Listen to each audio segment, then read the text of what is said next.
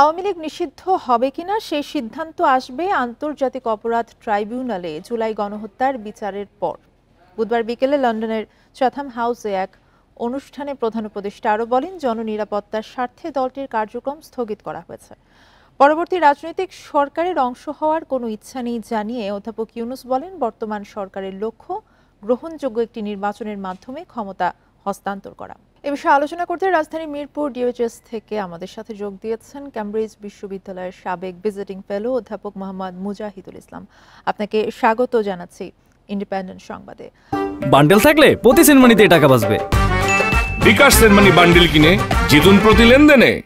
শুরুতেই যেটা জানতে চাইবো যে অধ্যাপক মোহাম্মদ ইউনূস বলেছেন যে নির্বাচন পরবর্তী সরকারের কোনো অংশ হওয়ার কোনো আগ্রহ তার সরকারের কারো নেই। কি বলবেন এই বিষয়ে? ধন্যবাদ আপনাকে। আসলে এটা খুবই কাঙ্ক্ষিত এবং আমি মনে করি তিনি যেটা বলেছেন সেটাই হচ্ছে জনগণের চাওয়া। কারণটা হচ্ছে আমরা এর আগে যতগুলো বাংলাদেশের তত্ত্বাবধায়ক সরকার দেখেছি এবং অন্তর্বর্তীকালীন যে সরকারগুলো দেখেছি, সেই সরকারের যারা ছিল তাদের সকলেরই দায়িত্ব ছিল যে আপাতত রাজনৈতিক একটা স্থিতিশীলতা প্রতিষ্ঠিত করার পরে একটি সর্বজন গ্রহণীয় একটা নির্বাচন অনুষ্ঠান করা। ফলে যারা নির্বাচনের দায়িত্ব নিচ্ছেন তারা যদি নির্বাচন পরবর্তী কোনো সরকারের অংশ নেয়, তাহলে সঙ্গত কারণে সেটা বিতর্কিত হতে পারে। যে কারণে এটা খুবই কাঙ্ক্ষিত যে বর্তমান সরকারে যারা আছে তারাও, প্রধান উপদেষ্টা বলেছেন যে তিনি তো থাকবেনই না, তার যে ক্যাবিনেটে যারা আছে অর্থাৎ অন্যান্য যে সকল উপদেষ্টা আছেন তারাও পরবর্তী সরকারে অংশ নেবে না। তার মানে হচ্ছে যে এই সরকার চাচ্ছে যে এমন একটি গ্রহণযোগ্য নির্বাচন করার জন্য যাতে করে কেউ ভবিষ্যতে প্রশ্ন না তুলতে পারে যে তারা সরকারে অংশ নেয়ার জন্য ইতিপূর্বে মানে অর্থাৎ বিগত নির্বাচনে তারা বিভিন্ন কারচুপি বা এর জাতীয় কিছু করেছে। ফলে আমি মনে করি ডক্টর মোহাম্মদ ইউনূস অর্থাৎ আমাদের অন্তর্বর্তীকালীন সরকারের যিনি প্রধান উপদেষ্টা, তিনি যে সিদ্ধান্তটি ঘোষণা করেছেন সেটা অত্যন্ত গ্রহণযোগ্য এবং সেটা অত্যন্ত উপযোগী, সময় উপযোগী, এবং সেটা হচ্ছে রাজনৈতিক যে বিশ্বাস, সেই রাজনৈতিক বিশ্বাস তৈরি করার জন্য এবং খুবই প্রয়োজনীয় বলে আমি মনে করি। এছাড়াও আরও একটা বিষয় নিয়ে আসলে কথা হয়েছে যে বিচারের পর আওয়ামী লীগকে চূড়ান্তভাবে নিষিদ্ধের কথা প্রধান উপদেষ্টা জানান। এই প্রক্রিয়া কি আসলে নির্বাচনের আগে সম্ভব হবে? নির্বাচনের আগে এটা সম্ভব হওয়া যে খুব জরুরি সেটা আমি মনে করি না, কারণ বিচার হচ্ছে একটা নিয়মিত প্রক্রিয়া। বিচারটা চলমান থাকবে, বিচারের উপরে কখনোই চাপ তৈরি করা ঠিক না। কারণ চাপ তৈরি করে যদি আমরা খুব দ্রুত বিচার চাই তাহলে সেই ক্ষেত্রে বিচার প্রক্রিয়াও বিতর্কিত হতে পারে। কিন্তু যে জিনিসটা জনগণের দাবি ছিল সেই দাবিটা হচ্ছে যে আওয়ামী লীগকে নিষিদ্ধ করতে হবে। ফলে সরকার প্রথমে যে কাজটি করেছে সেই কাজটি হচ্ছে আপাতত সাময়িকভাবে আওয়ামী লীগকে একটা দল হিসেবে তার যে কার্যক্রম সেটাকে স্থগিত করেছে। এখন বিচার প্রক্রিয়া যদি প্রলম্বিতও হয় সেক্ষেত্রে আমি মনে করি না যে কোনো সমস্যা থাকবে, এবং বিচারের পরে যে সিদ্ধান্তটা হবে চূড়ান্ত সিদ্ধান্ত সেটা আসলে বিচারিক প্রক্রিয়ার মধ্যেই হওয়া দরকার, যাতে করে এ বিষয়ে কোনো ধরনের মানুষের মধ্যে বিতর্ক না থাকে যে সরকার তার গায়ের জোরে একটি রাজনৈতিক দলকে নিষিদ্ধ করেছে। বরং একটি বিচার প্রক্রিয়ার মধ্যে যদি একটি রাজনৈতিক দলকে চূড়ান্তভাবে নিষিদ্ধ করে দেওয়া হয় তাহলে সেটার একটা আন্তর্জাতিক গ্রহণযোগ্যতা থাকবে।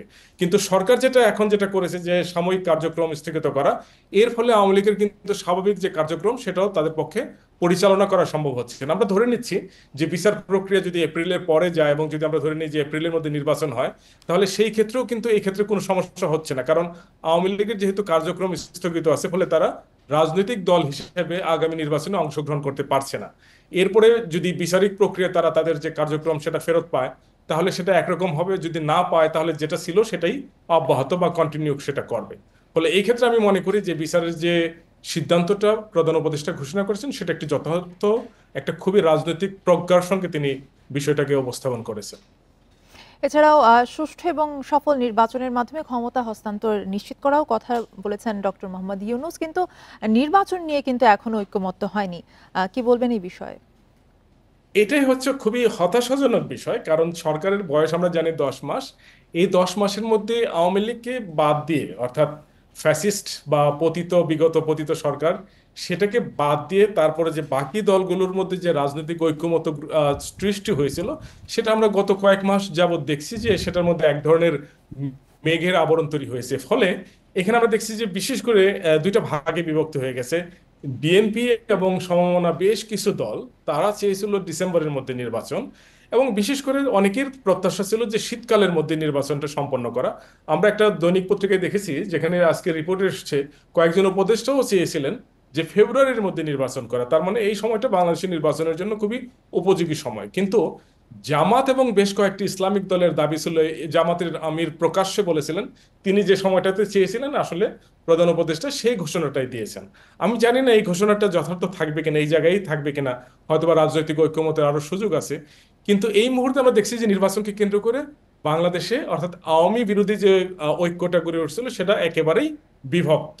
এবং আজকেও আমি দেখেছি যে বেশ কয়েকটি রাজনৈতিক দল তারা দাবি করেছে জানুয়ারির মধ্যে নির্বাচনটা নিয়ে আসার জন্য। বিএনপি এখনো তাদের জায়গাটায় খুবই শক্ত অবস্থানে আছে, তারা চাচ্ছে যে ডিসেম্বরের মধ্যে নির্বাচনটা শেষ হয়ে যাক।